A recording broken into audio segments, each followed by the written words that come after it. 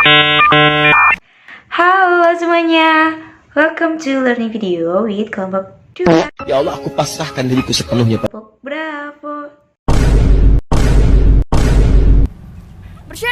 Bercanda. Assalamualaikum warahmatullahi wabarakatuh. Shalom, Om Swastiastu, Namo Buddhaya, salam sejahtera bagi kita semua. Pada video pembelajaran kali ini, kelompok 2 yaitu kelompok Bravo akan menjelaskan mengenai perbandingan hukum pidana sebagai metode keilmuan. Nah, sebelum kita masuk ke pembahasannya, teman-teman tahu nggak sih apa itu perbandingan hukum pidana? Terus, sebagai metode keilmuan itu apa maksudnya? Nah, maka dari itu, kelompok 2 akan membahas semuanya. Jadi buat teman-teman semuanya, tonton terus video pembelajaran ini ya. Eits, ada yang lupa. Apaan tuh? Apa itu? Aku belum perkenalan loh teman-teman. Sebelumnya perkenalkan, nama aku Syakila Berfahananda Fatihah. Aku dari kelompok 2 dan di kelompok ini aku disebut sebagai B1.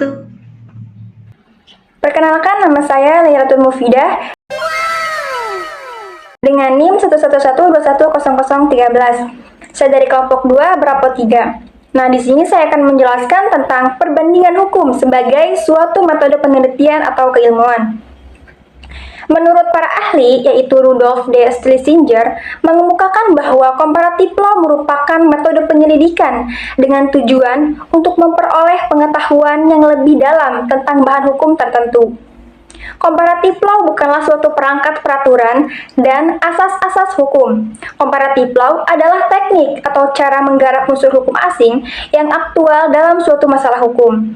Nah, bertolak dari pengertian demikian, maka tepatlah digunakan istilah perbandingan hukum dan bukan hukum perbandingan, seperti yang dikemukakan oleh Dr. G. Guitens Bourgeois, yaitu perbandingan hukum adalah metode perbandingan yang diterapkan pada ilmu hukum. Perbandingan hukum bukanlah ilmu hukum, melainkan hanya suatu metode studi, suatu cara kerja, yakni perbandingan.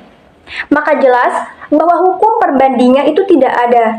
Metode untuk membanding-bandingkan aturan hukum dari berbagai sistem hukum tidak mengakibatkan perumusan aturan-aturan yang berdiri sendiri. Tidak ada aturan hukum perbandingan. Jelas bahwa perbandingan hukum sebagai suatu metode mengandung arti bahwa ia merupakan suatu cara pendekatan untuk lebih memahami suatu objek atau masalah yang diteliti. Oleh karena itu, sering digunakan istilah metode perbandingan hukum. Mengenai perbandingan hukum sebagai metode penelitian, Profesor Dr. Surjono Sukanto menegaskan bahwa dalam penelitian hukum normatif, perbandingan hukum merupakan suatu metode. Yang artinya di dalam ilmu hukum atau praktik hukum, metode perbandingan ini sering sekali diterapkan. Namun, penelitian yang dilakukan oleh ahli-ahli hukum ini yang tidak mempelajari ilmu-ilmu sosial lainnya. Karena metode perbandingan ini tidak dilakukan secara sistematis dan pola tertentu. Oleh karena itu, yang menggunakan metode perbandingan ini biasanya seperti sosiologi hukum, antropologi hukum, psikologi hukum, dan lain-lain. Intinya penelitian yang bersifat empiris. Teman-teman, menurut Hassel YNTMA menyatakan bahwa perbandingan hukum hanyalah nama lain dari ilmu hukum dan bagian integral dari cabang yang lebih luas dari pengetahuan sosial. Sebab seperti cabang ilmu pengetahuan yang lain, ia memandang bahwa kemanusiaan adalah hal yang universal gitu. Ia memandang bahwa keadilan harus tetaplah sama meskipun waktu dan tempat di seluruh dunia. Nah teman-teman, perlu dikemukakan bahwa perbandingan hukum itu walaupun sama-sama berasal dari ilmu hukum, tidak sama dengan sosiologi hukum. Nah, pendapat ini disampaikan oleh G.J. Sauplani. Ia mengatakan bahwa metode fungsional menambahkan pada perbandingan hukum suatu metodologi sosiologis. Bahwasanya perbandingan hukum itu tidak hanya fokus pada penelitian empiris, tetapi perbandingan hukum juga fokus pada tujuan hukum itu sendiri. Oke, dari beberapa pendapat para ahli tersebut, kita dapat menyimpulkan bahwa yang pertama, perbandingan hukum bukan suatu cabang hukum atau bukan suatu perangkat hukum. Yang kedua, perbandingan hukum merupakan cabang ilmu hukum. Dan yang ketiga, perbandingan hukum merupakan suatu metode penelitian. Halo, perkenalkan nama saya Vena Rosabila Frilianti. Saya perwakilan dari kelompok Bravo 7. Nah, saya di sini akan menjelaskan apa sih metode sosiologis. Nah, metode sosiologis itu metode yang tidak dapat diterapkan tanpa metode sejarah, karena hubungan antara hukum dengan gejala-gejala sosial lainnya merupakan hasil dari suatu perkembangan dari zaman dahulu. Metode perbandingan hukum juga tidak boleh diabaikan karena hukum merupakan gejala dunia. Metode sejarah juga memerlukan bantuan dari metode sosiologis karena perlu diteliti oleh faktor-faktor sosial mempengaruhi perkembangan di dalam hukum. Metode perbandingan ini tidak akan membatasi diri pada perbandingan yang bersifat deskriptif, tetapi juga diperlukan data tentang berfungsinya dengan efektivitas hukum, sehingga diperlukan metode sosial, juga diperlukan sejarah untuk mengetahui perkembangan dan hukum yang diperbandingkan. Nah, dikemukakan pula oleh Suarjono Soekanto bahwa dengan demikian ketiga metode tersebut yang mengisi dalam pengembang penelitian hukum. Seorang ilmuwan di bidang hukum yang berhasil menerapkan ketiga metode, melakukan penelitian yang sangat berguna dan mendekati kelengkapan.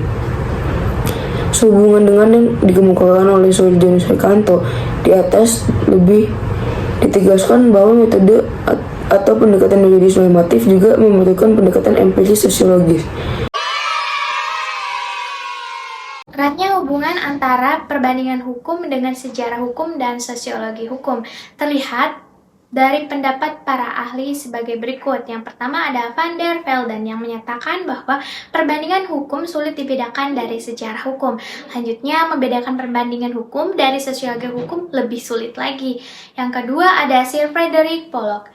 Tidak ada perbedaan antara ilmu sejarah hukum dan ilmu perbandingan hukum menurutnya, karena menurutnya kedua-duanya berarti sejarah umum dari hukum. Yang ketiga ada Joseph Kohler.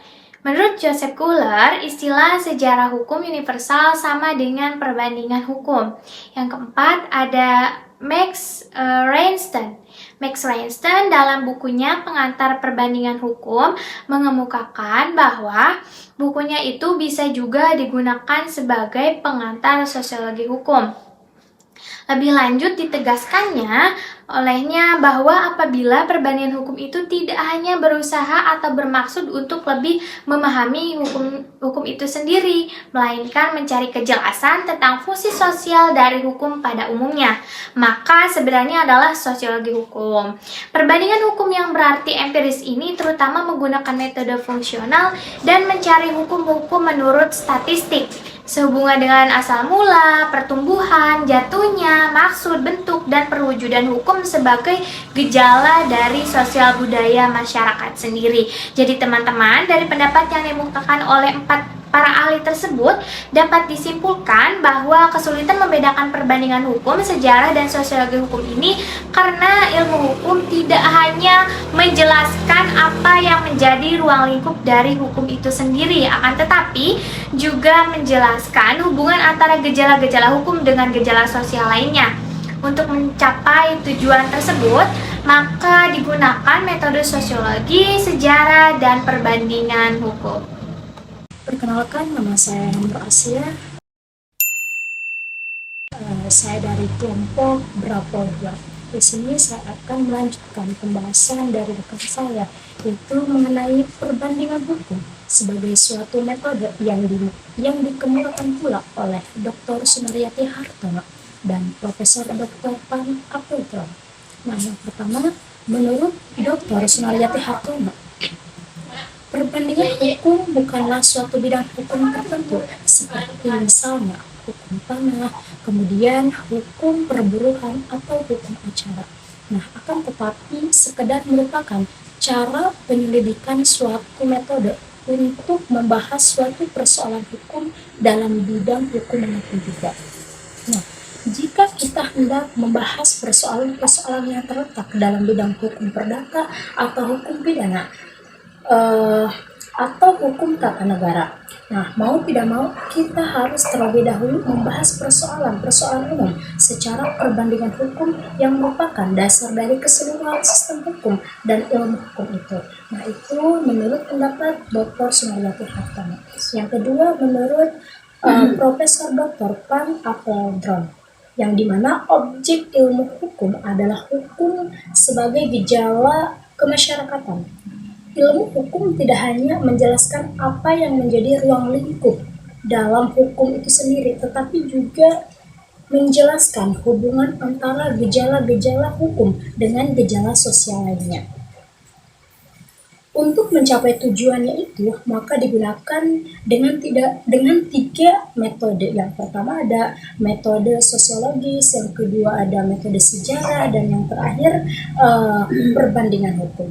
Nah, metode sosiologis dimaksudkan untuk meneliti hubungan antara hukum dengan gejala-gejala sosial lainnya. Kemudian yang kedua ada metode sejarah untuk meneliti perkembangan hukum, dan yang terakhir metode perbandingan hukum, yaitu untuk membandingkan berbagai tertib hukum dari bermacam-macam masyarakat. Selanjutnya, terdapat beberapa model atau paradigma tertentu mengenai penerapan metode perbandingan hukum. Antara lain, menurut Scanlon, ia mengemukakan 3 pendapat, yaitu yang pertama, analisis menurut hukum. Yang kedua, analisis menurut morfologi struktural. Dan yang ketiga, analisis yang bersifat evolusi, historis, dan fungsional. Selain itu juga menurut Surjono Sukanto, perbandingan hukum mungkin diterapkan dengan memakai unsur-unsur sistem hukum sebagai titik tolak. Perbandingan sistem hukum mencangkup 3 hal unsur pokok, yaitu yang pertama, struktur hukum yang mencangkup lembaga-lembaga hukum. Yang kedua, substansi hukum yang mencakup perangkat, kaidah, atau perilaku teratur. Dan yang ketiga, budaya hukum yang mencangkup perangkat nilai-nilai yang dianut. Dengan metode perbandingan hukum, dapat dilakukan penelitian terhadap berbagai subsistem hukum yang berlaku di suatu masyarakat tertentu atau secara lintas sektor terhadap sistem-sistem hukum berbagai masyarakat yang berbeda-beda. Oke teman-teman, jadi itu tadi penyampaian materi dari kelompok 2, kelompok Bravo mengenai perbandingan hukum pidana. Nah, perlu teman-teman ketahui juga bahwa perbandingan hukum ini berdasarkan sejarahnya orang Yunani lah yang pertama kali menggunakan perbandingan hukum ini. Dan perlu kita ketahui juga bahwa perbandingan hukum ini merupakan metode yang diterapkan di dalam ilmu hukum. Tetapi kita juga perlu memahami bahwa perbandingan hukum ini bukan termasuk ke dalam ilmu hukumnya, tapi hanya sebagai metode yang digunakan untuk penelitian di dalam ilmu hukum itu sendiri. Nah, buat teman-teman yang sudah menyaksikan video pembelajaran dari kelompok 2, jangan lupa untuk siapkan pertanyaannya, karena nanti di pertemuan berikutnya secara langsung kita akan bersama-sama berdiskusi mengenai perbandingan hukum pidana sebagai metode keilmuan. Terima kasih. Wassalamualaikum warahmatullahi wabarakatuh. Bye-bye. See you next time.